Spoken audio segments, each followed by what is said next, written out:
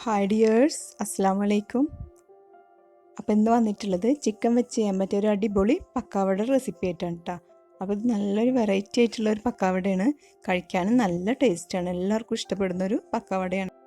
ഇത് ഉണ്ടാക്കിയെടുക്കാനും നല്ല എളുപ്പമാണ് കേട്ടോ. ഒരു കുഴപ്പമൊന്നുമില്ല. പെട്ടെന്ന് ചിക്കനൊക്കെ ഉണ്ടെങ്കിൽ വീട്ടിലുണ്ടെങ്കിൽ നമുക്ക് പെട്ടെന്ന് ഉണ്ടാക്കിയെടുക്കാവുന്ന ഒരു ഐറ്റമാണ്. ചിക്കൻ്റെ ഐറ്റമായ കാരണം പിന്നെ എല്ലാവർക്കും നന്നായി ഇഷ്ടപ്പെടുകയും ചെയ്യും. ചിക്കനൊക്കെ തിന്നാൻ ഇഷ്ടമുള്ളവർക്ക് അടിപൊളിയായിട്ട് ഇഷ്ടപ്പെടുന്ന ഒരു നല്ലൊരു സ്നാക്സാണ് കേട്ടോ. അപ്പോൾ അതെങ്ങനെ ഉണ്ടാക്കിയെടുക്കാൻ നോക്കാം. അപ്പോൾ അതിന് വേണ്ടി ഞാൻ ആദ്യം ചിക്കൻ ഉപ്പും മഞ്ഞളും കുരുമുളക് പൊടിയും ഇട്ടിട്ട് ഒന്ന് വേവിച്ചെടുത്തിട്ട് ക്രഷ് ചെയ്തെടുത്തതാണ് കേട്ടോ ചിക്കൻ. ഇനി അതിലേക്ക് പൊട്ടാറ്റയാണ് അതുപോലെ ഉപ്പും മഞ്ഞളും ഇട്ടിട്ട് ഒന്ന് വേവിച്ചെടുത്തിട്ട് ഉടച്ചെടുത്തിട്ടുണ്ട് കേട്ടോ. അതുപോലെ തന്നെ ഇനി 2 മുട്ടയും കൂടി ഇടുന്നുണ്ട്. അപ്പോൾ അതിന് വേണ്ടിയിട്ട് മുട്ട ഒന്ന് നന്നായി ഫോർക്ക് വെച്ചിട്ടോ അല്ലെങ്കിൽ എന്തെങ്കിലും വെച്ചിട്ടൊന്ന് നന്നായി ഒന്ന് ഉടച്ചെടുക്കുന്നുണ്ട്. അപ്പോൾ നന്നായി ഒന്ന് ഉടച്ചെടുക്കുകയാണ് ഇതുപോലെ. അപ്പോൾ മുട്ടയുടെ ടേസ്റ്റും കൂടി വരുമ്പോൾ നല്ല ടേസ്റ്റാണ്. അപ്പോൾ മുട്ട നിർബന്ധമൊന്നുമില്ല. നിങ്ങൾക്ക് ചിക്കൻ മാത്രമാണ് ഇഷ്ടം എന്നുള്ളവർക്ക് ചിക്കൻ മാത്രം ഇടുക. മുട്ട ഇടുമ്പോൾ കുറച്ചും കൂടി ഒരു വെറൈറ്റി ടേസ്റ്റ് ആവും. ഇനി അതിലേക്ക് സവാള ഒരു മീഡിയം സൈസ്, വേപ്പില, ഒരു പച്ചമുളകും, മല്ലിയില, പിന്നെ ഇഞ്ചി വെളുത്തുള്ളി പേസ്റ്റ് 1 ടീസ്പൂൺ കൂടി ആഡ് ചെയ്യുന്നുണ്ട് കേട്ടോ. അപ്പോൾ ഇതെല്ലാം ചെറിയ കഷ്ണങ്ങളാക്കി അരിഞ്ഞെടുക്കണേ. അപ്പോൾ ഇനി നമുക്കൊരു ചട്ടി വെച്ചിട്ട് അതൊന്ന് വഴറ്റിയെടുക്കാം. അപ്പോൾ അതിന് വേണ്ടിയിട്ട് ഞാൻ കുറച്ച് ഓയിൽ ഒഴിച്ചിട്ട് അതൊന്ന് 2 ടീസ്പൂൺ ഓയിൽ ഒഴിച്ചിട്ട് അതൊന്ന് വഴറ്റിയെടുക്കുന്നുണ്ട് കേട്ടോ. അപ്പോൾ ഇത് ഒന്ന് വഴറ്റിയെടുക്കണം നിർബന്ധമൊന്നുമില്ല. പക്ഷേ അതൊന്ന് പച്ചമണം പോയി കിട്ടിയാൽ നമുക്ക് കുറച്ചും കൂടി ടേസ്റ്റ് കൂടും. അതിനാണ് ഞാനൊന്ന് വഴറ്റിയെടുക്കുന്നത്. അപ്പോൾ ഇനി അതിലേക്ക് ഇഞ്ചിയും വെളുത്തുള്ളി പേസ്റ്റ് ഇട്ടിട്ട് അതൊന്ന് ജസ്റ്റ് പച്ചമണം മാറുന്ന വരെ ഇട്ട് കൊടുക്കാം. പിന്നെ പച്ചമുളകും ഇട്ട് കൊടുത്ത് ഞാൻ വേപ്പിലയും കൂടി ഇട്ട് കൊടുക്കുന്നുണ്ട് കേട്ടോ. അപ്പോൾ ഇതെല്ലാം ഇട്ട് കൊടുത്തിട്ട് നന്നായി ഒന്ന് തീയൊന്ന് കുറച്ച് കൊടുക്കണേ. അപ്പോൾ എന്നിട്ട് നമുക്ക് ബാക്കിയുള്ള മസാലകളൊക്കെ ആഡ് ചെയ്യാം.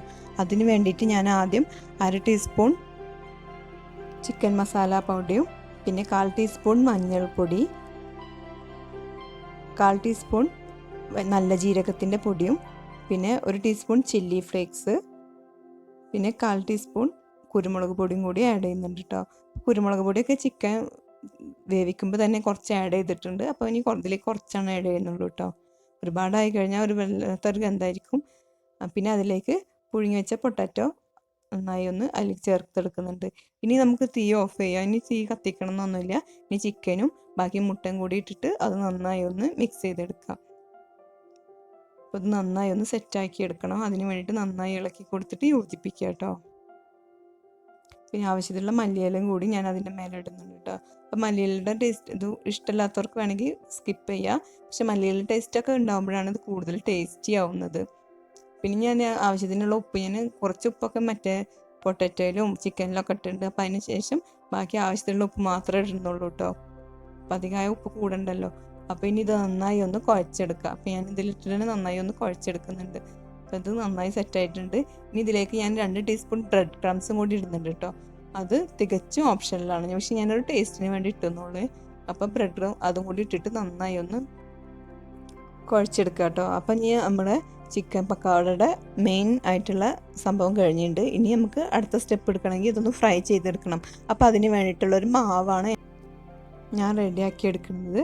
അപ്പോൾ അതിന് വേണ്ടിയിട്ട് ഒരു പാത്രത്തിൽ 1 കപ്പ് കടലമാവും പിന്നെ 2 ടീസ്പൂൺ അരിപ്പൊടിയും കൂടി ചേർക്കുന്നുണ്ട് കേട്ടോ. അരിപ്പൊടി ഒന്ന് നല്ല ക്രിസ്പി ആവാൻ വേണ്ടിയിട്ടും പിന്നെ വെണ്ണയൊന്നും കുടിക്കാതിരിക്കാൻ വേണ്ടിയിട്ടാണ് കേട്ടോ. അപ്പോൾ ഇനി അതിലേക്ക് ആവശ്യത്തിനുള്ള ഉപ്പും ഇട്ട് പിന്നെ 1/2 ടീസ്പൂൺ ചില്ലി ഫ്ലേക്സും ഇടുന്നുണ്ട്. അപ്പോൾ ഇതൊരു ഭംഗിക്ക് വേണ്ടിയിട്ടാണ്, പുറമേക്ക് നല്ലൊരു ഭംഗിയാണ് കേട്ടോ. പിന്നെ 1/4 ടീസ്പൂൺ മഞ്ഞൾപ്പൊടിയും കൂടി പിന്നെ 1 ടീസ്പൂൺ മല്ലിയിലയും കൂടി അതിലേക്ക് ഇടുന്നുണ്ട് കേട്ടോ. ഇനി ആവശ്യത്തിനുള്ള വെള്ളം ഒഴിച്ച് ഇതൊന്ന് ലൂസാക്കി എടുക്കാം. അപ്പോൾ ഇത് ഒരുപാട് തിക്ക് വേണ്ട. ഒരുപാട് തിക്കായി കഴിഞ്ഞാൽ മാവ് തന്നെ കടിച്ചുകൊണ്ടിരിക്കും. അപ്പോൾ നമുക്ക് കുറച്ചൊന്ന് അതേ രീതിയിൽ വേണം ഒന്ന് ലൂസാക്കി എടുക്കാൻ. അപ്പോൾ നമ്മുടെ ചിക്കൻ ഇനി ഇതൊന്ന് ബോളാക്കി എടുക്കണം കേട്ടോ. അപ്പോൾ ഇതുപോലെ കൈ വെച്ചിട്ട് ഒന്ന് ബോളാക്കി എടുക്കുക. ഇനി നമുക്ക് ഇഷ്ടമുള്ള ഷേപ്പാക്കി എടുക്കാം. അപ്പോൾ ഞാനിവിടെ ബോൾ പോലെയാണ് ആക്കുന്നത്. ഇനി അതൊന്ന് ഈ മാവിൽ മുക്കിയിട്ട് നമുക്ക് ഫ്രൈ ചെയ്തെടുക്കാം. അപ്പോൾ അതിന് വേണ്ടിയിട്ട് ഞാൻ ആദ്യം ഒരു ചട്ടി വെച്ചിട്ട് അതിലേക്ക് ആവശ്യത്തിനുള്ള ഓയിൽ ഒഴിച്ചിട്ടുണ്ട് കേട്ടോ. അപ്പോൾ ഓയിൽ നന്നായി ചൂടായ ശേഷം നമുക്ക് ഇത് ഓരോന്നിട്ടിട്ട് അതിലേക്ക് ഇട്ടിട്ട് ഫ്രൈ ചെയ്തെടുക്കാം. അപ്പോൾ ഇത് നന്നായി ഫ്രൈ ചെയ്യുക. അപ്പോൾ മീഡിയം ഫ്ലെയിമിലിട്ടിട്ട് തന്നെ ഇതൊന്ന് ഫ്രൈ ചെയ്തെടുക്കാം കേട്ടോ. അപ്പോൾ ഫ്ലെയിം കൂടി കഴിഞ്ഞാൽ പെട്ടെന്ന് അടി കരിയും, അടിക്ക് പിടിക്കുകയും ചെയ്യും. അപ്പോൾ അത് നന്നായി ഒന്ന് മീഡിയം ഫ്ലെയിമിലിട്ടിട്ടൊന്ന് വറുത്ത് കോരിയെടുക്കാം. അപ്പോൾ ഇതുപോലെ നന്നായി ഒന്ന് വറുത്ത് കോരിയെടുക്കാം കേട്ടോ. എല്ലാതും ഞാനിതുപോലെ ബാക്കിയുള്ളതും കൂടി അതിലേക്ക് ഇട്ടിട്ട് നന്നായി ഒന്ന് ഫ്രൈ ചെയ്തെടുക്കുന്നുണ്ട് കേട്ടോ. അപ്പോൾ ഇത് ഈസിയാണ്. ചിക്കനൊക്കെ ഇഷ്ടമുള്ളവർക്ക് ഇങ്ങനെ രീതിയിലും നമ്മൾ എപ്പോഴും കട്ട്ലേറ്റും സമൂസ ഒന്നും കഴിക്കാണ്ട് ഇതുപോലത്തെ രീതിയിൽ നമുക്ക് ഉണ്ടാക്കിയെടുക്കാം. അപ്പോൾ ഇത് അടിപൊളിയായിട്ടുള്ള റെസിപ്പിയാണ്. എല്ലാവരും ഒന്ന് ട്രൈ ചെയ്ത് നോക്കണം കേട്ടോ. പിന്നെ എൻ്റെ വീഡിയോ ഇഷ്ടമായ ഒന്ന് ലൈക്ക് ചെയ്തേക്കണേ പ്ലീസ്. പിന്നെ നിങ്ങളുടെ ഫ്രണ്ട്സ് ആൻഡ് ഫാമിലിക്കൊക്കെ ഒന്ന് ഷെയർ ചെയ്ത് കൊടുക്കണം കേട്ടോ. അപ്പോൾ ഇതൊരു വെറൈറ്റി ആയിട്ടുള്ള ഒരു ചിക്കൻ പക്ക. അപ്പോൾ എല്ലാവർക്കും ഇഷ്ടമാവും. എല്ലാവരും ഇതൊന്ന് ട്രൈ ചെയ്ത് നോക്കൂ. പിന്നെ നോക്കിയിട്ട് നിങ്ങളുടെ ഫീഡ്ബാക്ക് എന്താണെന്ന് വെച്ചാൽ എന്നെ അറിയിക്കണം കേട്ടോ. ഒരിക്കലും മറക്കരുതേ.